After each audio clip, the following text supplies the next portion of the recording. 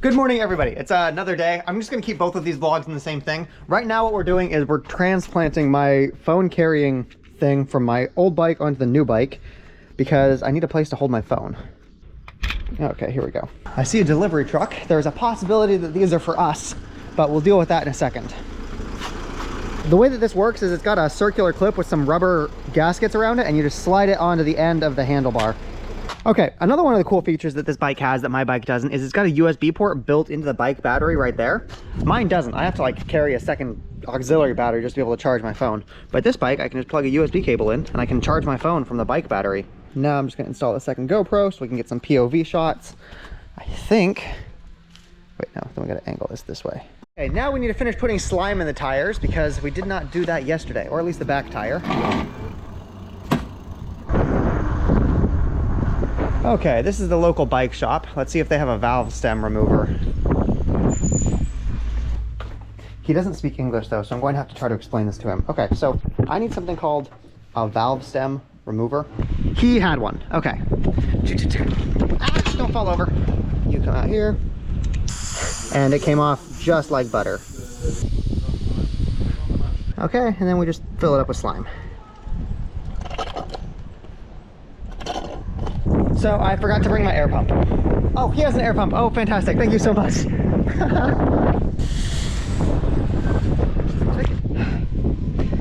Okay. I don't actually have cash, but I want to pay him for helping me. So I'm going to go get cash from an ATM and then pay him. He did all of that for free. Okay, so I'm trying to figure out what the plans are logistically. You guys see this little black tube looking thing? This is actually not a battery. This is just like a carrying case. This is supposed to be a battery. The problem is that the company that gave me this bike, they accidentally had some like logistical mix up and they weren't able to get me the model that has the big battery pack.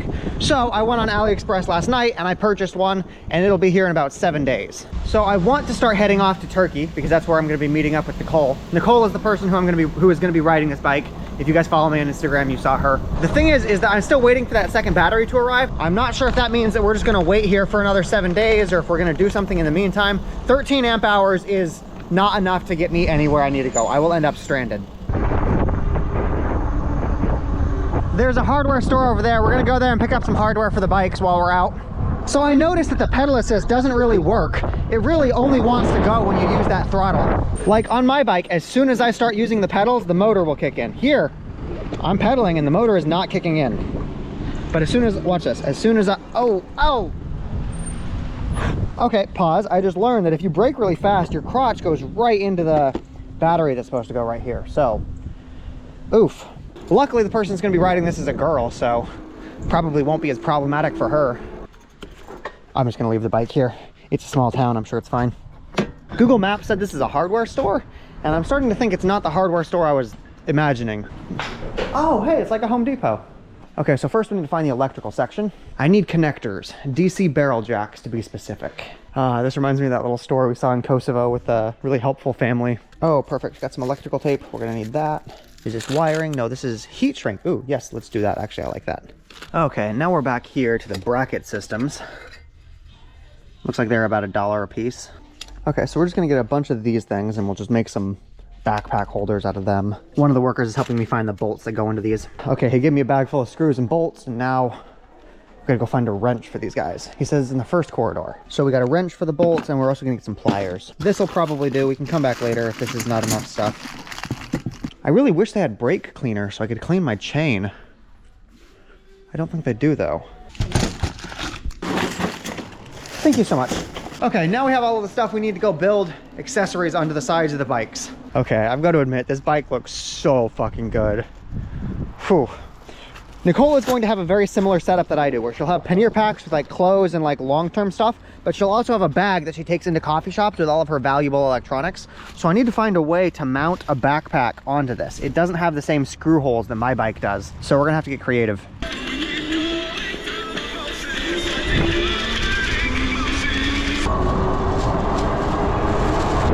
It is so nice. The suspension on this thing makes this feel like you're riding on a cloud.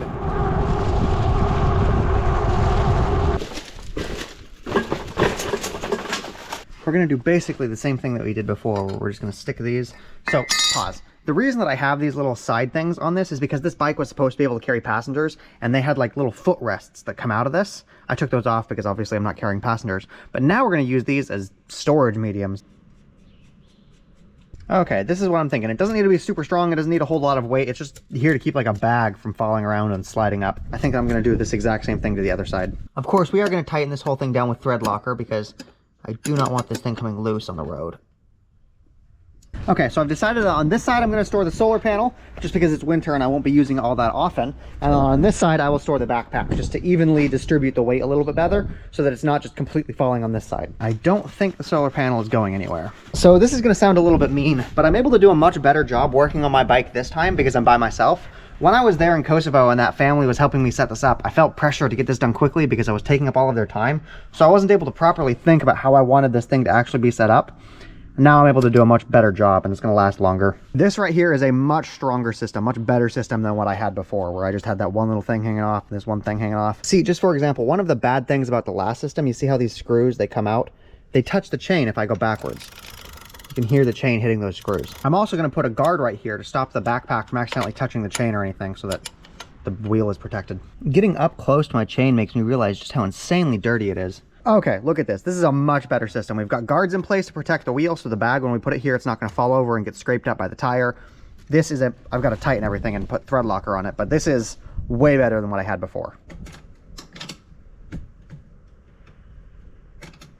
Now that I've actually designed it, the process is just coming through here, taking off one bolt at a time, adding thread locker, adding thread locker to it, and then tightening the bolt down really tight. I've explained this before, but for anybody, get back here, motherfucker. But for anybody that's new here, what this blue stuff is this is called thread locker. What ends up happening is as you go on gravel roads, your bike shakes a bunch, and the threads on these things, they slowly start to come loose. You'll notice that all of the bolts on your bike slowly start to loosen over time. This is basically glue, and it'll stop these things from getting loose. Nicole's bike doesn't have nearly as many screw holes in it, so I'm not able to attach nearly as much stuff, but I did find one hole that I'm able to attach this to, so she could potentially rest a backpack right here. And then like tie it down with bungee cables somewhere. Oh shit, check this out. I'm glad I caught this. While I was filming this, I noticed that the lip of the tire, it comes out over here. When we deflated it, we didn't put this tire back in. This could have caused the entire tire to blow. Yeah, so we're gonna deflate it and we're gonna push this back in the rim. That could be bad. God, I'm so glad I saw that. We just need to push this back in and then reinflate it. There we go. Now the tire is good. My friend lent this to me. We can't ride with it. We're stuck with that hand pump once we get on the road. Okay, now we're getting back on my bike because we need to go clean this chain. Let's see if the bike shop has anything we can use to do that. I can't lie, her bike is much nicer to ride. Like with this bike, you feel every bump, every jitter, everything. I guess that does make me drive a little bit safer because like I can tell when I'm on a bad road. With that bike, you can't tell if you're on gravel or asphalt or anything. It's just a cloud. So I guess I drive a little bit safer on my bike. Her bike also has a more powerful motor. Hers is like 50% more powerful and you can feel it. My bike feels slow in comparison. They have the same top speed, but these are bicycles. We're not really concerned with top speed. It's the acceleration that matters and hers is much faster. Okay, back at the bike shop. Chain cleaner, perfect, perfect. Yes, that's what I need. Okay, so we've got some white lithium grease and we have some chain cleaner and the whole thing comes out to like $10. One thing he did not have is a brush. So I guess we'll just spray it and hope that the spray is able to get all of the gunk off. I'm actually just gonna walk the bike over here and we'll clean it on the sidewalk. Okay, so first up is the chain cleaner. I think that this is just a spray. We spray it on there and it'll dissolve all of the gunk. We can find out. Okay, reading the directions says I should use a rag underneath this. Yeah, so this is what the chain looks like beforehand. And then we're gonna go clean it. Google says I actually should not use that the lithium grease that the guy sold me because apparently it'll attract dust and debris and it'll make it to where it'll degrade faster. It's not a problem though. I still have the chain lube we got from that decathlon way back when. I totally forgot about this while we were in the store. I should have just used this. I think I actually like this lubricant more than my last one. This one's a little bit more viscous, so it's not running off as much. I'm able to be a little bit more, I'm able to get more of it on the chain and less of it on the ground. Let it work inside all of the rollers.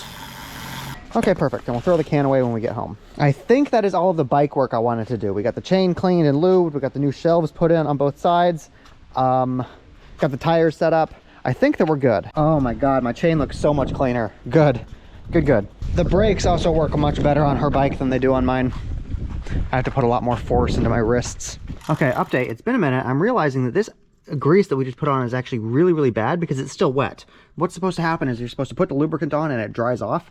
But because this is still wet, this is going to attract all kinds of dirt and grease, and yeah, this is very, very bad. Let's go ahead and wash this off then. Like, look at how black these rollers are. And now they're white. Damn. You know, while I'm doing this, I'm realizing that maybe my chain isn't worth all of the money and effort I'm putting into it. It might be cheaper just to get a new chain. Like, let's be real, this chain has gone over 2,000 miles. It's put in the work. It can probably be retired. Okay, I'm gonna call it a day. I'll catch you guys tomorrow.